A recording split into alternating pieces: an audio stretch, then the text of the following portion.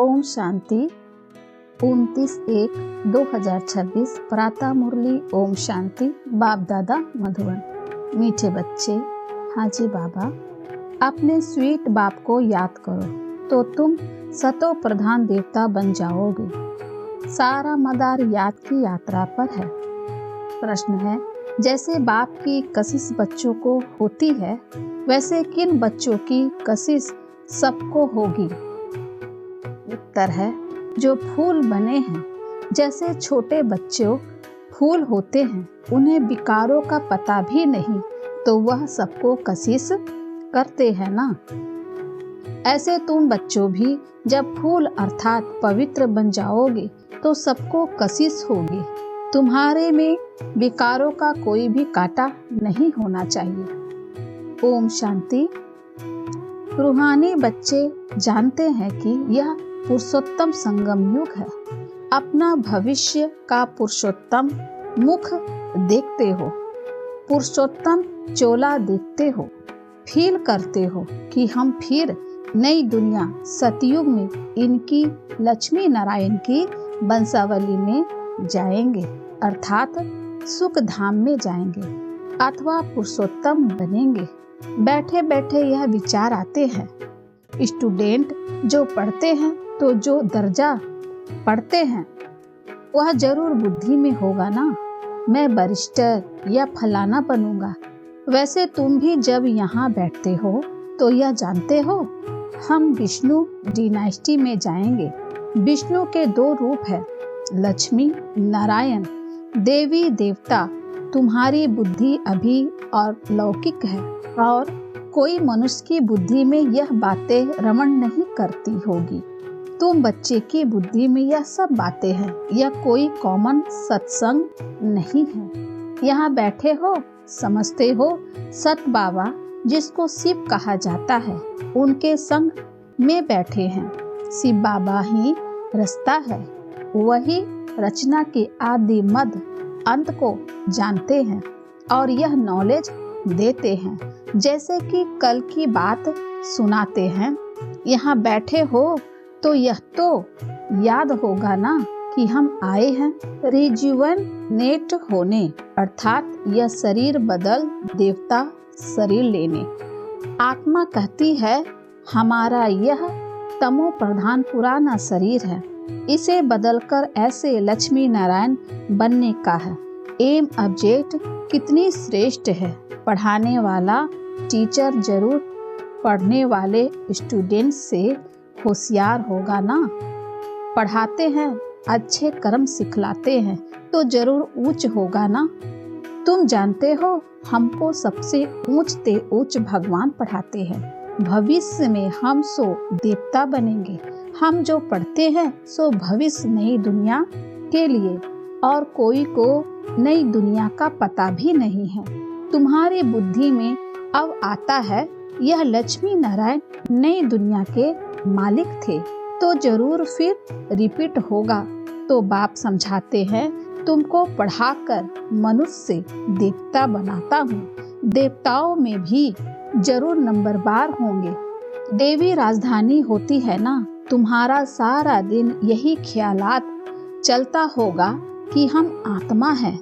हमारी आत्माएं जो बहुत पतित थी, सो अब पावन बनने के लिए पावन बाप को याद करती है। याद का अर्थ भी समझाना है। आत्मा याद करती है अपने स्वीट बाप को। बाप खुद कहते हैं, बच्चे मुझे याद करने से तुम सतो प्रधान देवता बन जाओगे। सारा मदार याद की यात्रा पर है। बाप जरूर पूछेंगे ना, बच्चे कितना समय याद करते हो? याद करने में ही माया की लड़ाई होती है। तुम खुद समझते हो यह यात्रा नहीं, परंतु जैसे कि लड़ाई है। इसमें विधन बहुत पड़ते हैं। याद की यात्रा में रहने में भी माया विधन डालती है, अर्थात याद भुला देती है। कहते भी हैं, बाबा हमको आपकी याद में रहने में माया के तूफान बहुत लगते हैं। नंबर 1 तूफान है देह अभिमान का, फिर है काम, क्रोध, लोभ, मोह। आज काम का तूफान, कल क्रोध का तूफान, लोभ का तूफान आया। आज हमारी अवस्था अच्छी रही, कोई भी तूफान नहीं आया। याद की यात्रा में सारा दिन रहे, बड़ी खुशी थी। बाबा को बहुत याद किया, याद में प्रेम की आंसू बहते रहते हैं। बाप की याद में रहने से तुम मीठे बन जाओगे। तुम बच्चे यह भी समझते हो कि हम माया के हार खाते खाते कहाँ तक आकर पहुँचे हैं। बच्चे हिसाब निकालते हैं, कल्प में कितने मास कितने दिन हैं, बुद्धि में आता है ना। अगर कोई कहे लाखों वर्ष आयु है तो फिर कोई हिसाब थोड़े ही कर सकेंगे। बाप समझाते हैं यह सृष्टि का चक्र फिरता रहता है। इस सारे चक्र में हम कितने जन्म लेते हैं, कैसे डिनाइस्टी में जाते हैं, यह तो जानते हो ना। यह बिल्कुल नई बातें, नई नॉलेज है, नई दुनिया के लिए। नई दुनिया स्वर्ग को कहा जाता है। तुम कहोगे हम अभी मनुष्य हैं, देवता बन रहे हैं। देवता पद है ऊंच। तुम बच्चे जानते हो हम सबसे न्यारी नॉलेज ले रहे हैं। हमको पढ़ाने वाला बिल्कुल न्यारा विचित्र है। उनको यह साकार चित्र नहीं है, वह है ही निराकार। तो ड्रामा में देखो कैसा अच्छा पाठ रखा हुआ है। बाप पढ़ाए कैसे तो खुद बतलाते हैं। मैं फलाने तन में आता हूँ, किस तन में आता हूँ वह भी बताते हैं। मनुष्य मूझते हैं क्या एक ही तन में आएगा, परंतु यह तो ड्रामा है ना, इसमें चेंज तो हो नहीं सकती। यह बातें तुम ही सुनते हो और धारण करते हो और सुनाते हो। कैसे हमको शिव बाबा पढ़ाते हैं, हम फिर और आत्माओं को पढ़ाते हैं। पढ़ती आत्मा है, आत्मा ही सीखती है, सिखलाती है। आत्मा मोस्ट वैल्यूबल है, आत्मा अविनाशी अमर है। सिर्फ शरीर खत्म होता है। हम आत्माएं अपने परम धाम परमात्मा से नॉलेज ले रही है। रचयिता और रचना के आदि मध्य अंत 84 जन्मों की नॉलेज ले रही है। नॉलेज कौन लेते हैं? आत्मा। आत्मा अविनाशी है, मोह भी रखना चाहिए अविनाशी चीज में, न कि विनाशी चीज में। इतना समय तुम विनाशी शरीर में मोह रखते आए हो, अभी समझते हो हम आत्मा है, शरीर का भान छोड़ना है। कोई बच्चे लिखते भी है, मुझ आत्मा ने यह काम किया, मुझ आत्मा ने आज यह भाषण किया, मुझ आत्मा ने आज बहुत बाबा को याद किया। वह है सुप्रीम आत्मा, नॉलेज फुल। तुम बच्चों को कितनी नॉलेज देते हैं। मूल वतन सूक्ष्म वतन को तुम जानते हो। मनुष्य की बुद्धि में तो कुछ भी नहीं है, तुम्हारी बुद्धि में है। रचता कौन है? इस मनुष्य सृष्टि का क्रिएटर गाया जाता है तो जरूर कर्तव्य में आते हैं। तुम जानते हो और कोई मनुष्य नहीं जिसको आत्मा और परमात्मा बाप याद हो। बाप ही नॉलेज देते हैं कि अपने को आत्मा समझो। तुम अपने को शरीर समझ उल्टे लटक पड़े हो। आत्मा सत्य चित्त आनंद स्वरूप है। आत्मा की सबसे जास्ती महिमा है। एक बाप के आत्मा की कितनी महिमा है। वही दुख हरता सुख करता है। मच्छर आदि की तो महिमा नहीं करेंगे कि वह दुख हरता सुख करता है। ज्ञान का सागर है नहीं, यह बाप की महिमा है। तुम भी हर एक खुद दुख हरता सुख करता हो, क्योंकि उस बाप के बच्चे हो ना, जो सबका दुख हर कर और सुख देते हैं, सो भी आधा कल्प के लिए। यह नॉलेज और कोई में है नहीं। नॉलेज फुल एक ही बाप है। हमारे में नो नॉलेज, एक बाप को ही नहीं जानते हैं, तो बाकी फिर क्या नॉलेज होगी? अभी तुम फील करते हो। हम पहले नॉलेज लेते थे, कुछ भी नहीं जानते थे। बेबी में, छोटे बच्चे में नॉलेज नहीं होती है और कोई अवगुण भी नहीं होता है। इसीलिए उनको महात्मा कहा जाता है, क्योंकि पवित्र है। जितना छोटा बच्चा उतना नंबर 1 फूल, बिल्कुल ही जैसे कर्मातीत अवस्था है। कर्म विकर्म को कुछ नहीं जानते, सिर्फ अपने को ही जानते हैं। वह फूल है, इसीलिए सबको कशिश करते हैं। जैसे अब बाबा कशिश करते हैं, बाप आए ही हैं तुम सबको फूल बनाने। तुम्हारे में कई बहुत खराब कांटे भी हैं, 5 विकार रूपी कांटे हैं ना। इस समय तुमको फूलों और कांटों का ज्ञान है। कांटों का जंगल भी होता है। बबूल का कांटा सबसे बड़ा होता है। उन कांटों से भी बहुत चीजें बनती है, भेंट की जाती है मनुष्यों की। बाप समझाते हैं, इस समय बहुत दुख देने वाले मनुष्य कांटे हैं, इसीलिए इनको दुख की दुनिया कहा जाता है। कहते भी हैं बाप सुखदाता है, माया रावण दुखदाता है। फिर सतयुग में माया नहीं होगी तो यह कुछ भी बातें नहीं होगी। ड्रामा में एक पार्ट 2 बारी नहीं हो सकता। बुद्धि में है सारी दुनिया में जो पार्ट बचता है वह सब नया। तुम विचार करो, सतयुग से लेकर यहाँ तक के दिन ही बदल जाते, एक्टिविटी बदल जाती। 5000 वर्ष की पूरी एक्टिविटी का रिकॉर्ड आत्मा में भरा हुआ है, वह बदल नहीं सकता। हर आत्मा में अपना पार्ट भरा हुआ है। यह एक बात भी कोई समझ नहीं सकते। अभी आदि मध्य अंत को तुम जानते हो। यह स्कूल है ना, सृष्टि के आदि मध्य अंत को जानना है और फिर बाप को याद कर पवित्र बनने की पढ़ाई है। इनके पहले जानते थे क्या हमको यह बनना है? बाप कितना क्लियर कर समझाते हैं। तुम पहले नंबर में यह थे, फिर तुम नीचे उतरते उतरते अब क्या बन गए हो। दुनिया को तो देखो क्या बन गई है, कितने ढेर मनुष्य है। इन लक्ष्मी नारायण की राजधानी का विचार करो, क्या होगा यह जहाँ रहते होंगे, कैसे हीरे जवाहरातों के महल होंगे। बुद्धि में आता है अभी हम स्वर्गवासी बन रहे हैं, वहाँ हम अपने मकान आदि बनाएंगे। ऐसे नहीं कि नीचे से द्वारिका निकल आएगी, जैसे शास्त्रों में दिखाया है। शास्त्र नाम ही चला आता है और तो कोई नाम रख नहीं सकते। और किताब होते हैं पढ़ाई के, दूसरे नॉवेल्स होते हैं, बाकी इनको पुस्तक अथवा शास्त्र कहते हैं। वह है पढ़ाई के किताब। शास्त्र पढ़ने वालों को भक्त कहा जाता है। भक्ति और ज्ञान 2 चीजें हैं। अब वैराग्य किसका, भक्ति का या ज्ञान का? जरूर कहेंगे भक्ति का। अब तुमको ज्ञान मिल रहा है जिससे तुम इतना ऊंच बनते हो।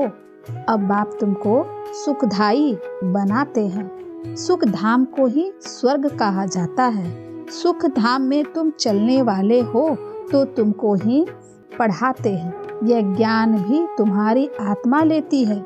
आत्मा को कोई धर्म नहीं है, वह तो आत्मा है। फिर आत्मा जब शरीर में आती है तो शरीर में धर्म अलग होते हैं। आत्मा का धर्म क्या है?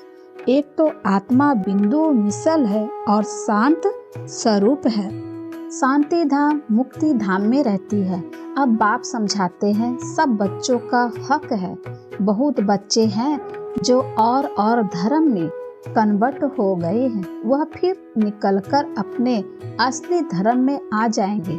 जो देवी देवता धर्म छोड़ दूसरे धर्म में गए हैं वह सब पत्ते लौटकर आ जाएंगे अपनी जगह पर। इन सब बातों को और कोई समझ नहीं सकेंगे। पहले पहले तो बाप का परिचय देना है। इनमें ही सब मूंझ पड़ते हैं। तुम बच्चे जानते हो अभी हमको कौन पढ़ाते हैं? बाप पढ़ाते हैं। श्री कृष्ण तो देहधारी है, इनको ब्रह्मा को दादा कहेंगे। सब भाई भाई है ना। फिर है मर्तबे के ऊपर यह भाई का शरीर है, यह बहन का शरीर है, यह भी अब तुम जानते हो। आत्मा तो एक छोटा सा सितारा है। इतनी सब नॉलेज छोटे सितारे में है। सितारा शरीर के सिवाय बात भी नहीं कर सकता। सितारे को पाठ बजाने के लिए अंग भी चाहिए। सितारों की दुनिया ही अलग है। फिर यहाँ आकर आत्मा शरीर धारण करती है। वह है आत्माओं का घर। आत्मा छोटी बिंदु है, शरीर बड़ी चीज है, तो उनको कितना याद करते हैं। अभी तुमको याद करना है एक परमपिता परमात्मा को। यही सत्य है। जबकि आत्माओं और परमात्मा का मेला होता है, गायन भी है। आत्माएं परमात्मा अलग रहे बहुकाल, हम बाबा से अलग हुए है ना। याद आता है कितना समय अलग हुए हैं। बाप जो कल्प कल्प सुनाते आए हैं वही आकर सुनाते हैं। इसमें जरा भी फर्क नहीं हो सकता। सेकंड बाय सेकंड जो एक्ट चलती है वह नई।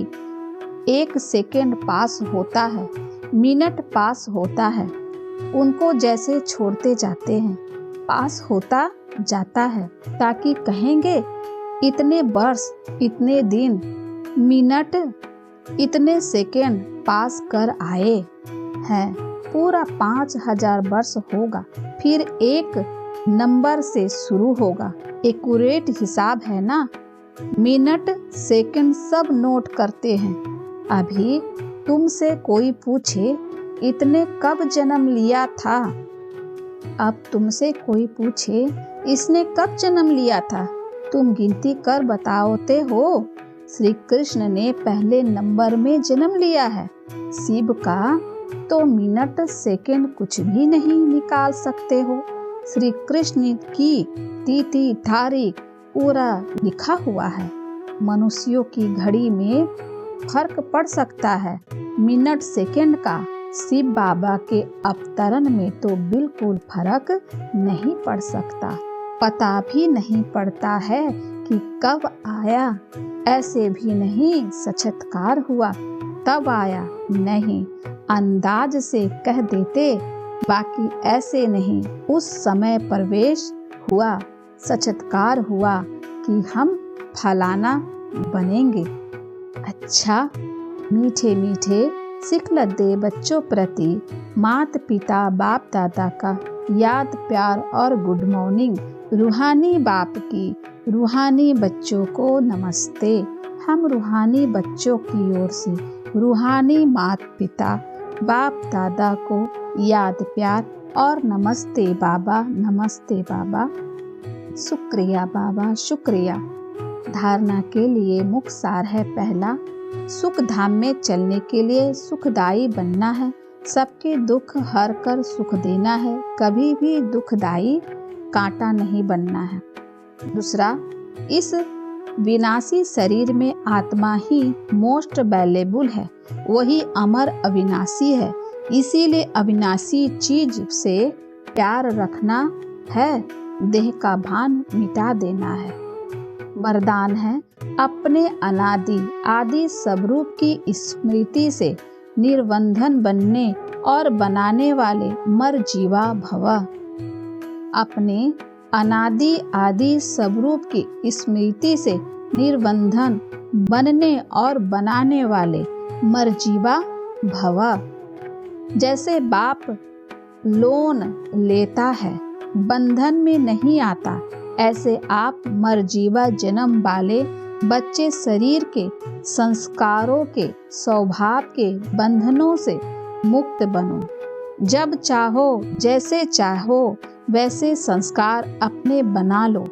जैसे बाप निर्बंधन है ऐसे निर्बंधन बनो। मूल वतन की स्थिति में स्थित होकर फिर नीचे आओ। अपने अनादि आदि स्वरूप की स्मृति में रहो। अवतरित हुए आत्मा समझकर कर्म करो तो और भी आपको फॉलो करेंगे। स्लोगन है, याद की वृत्ति से वायुमंडल को पावरफुल बनाना, यही मनसा सेवा है। अव्यक्त इशारे इस अव्यक्त मास में बंधन मुक्त रह जीवन मुक्त स्थिति का अनुभव करो। जब तक किसी भी प्रकार का लगाव है, चाहे वह संकल्प के रूप में हो, चाहे संबंध के रूप में, चाहे संपर्क के रूप में, चाहे अपनी कोई विशेषता की तरफ हो, कोई भी लगाव बंधन युक्त कर देगा। वह लगाव अशरीरी बनने नहीं देगा और वह विश्व कल्याणकारी भी बना नहीं सकेगा। इसीलिए पहले स्वयं लगाव मुक्त बनो, तब विश्व को मुक्ति का जीवन मुक्ति का वर्षा दिला सकोगे। अच्छा, ओम शांति।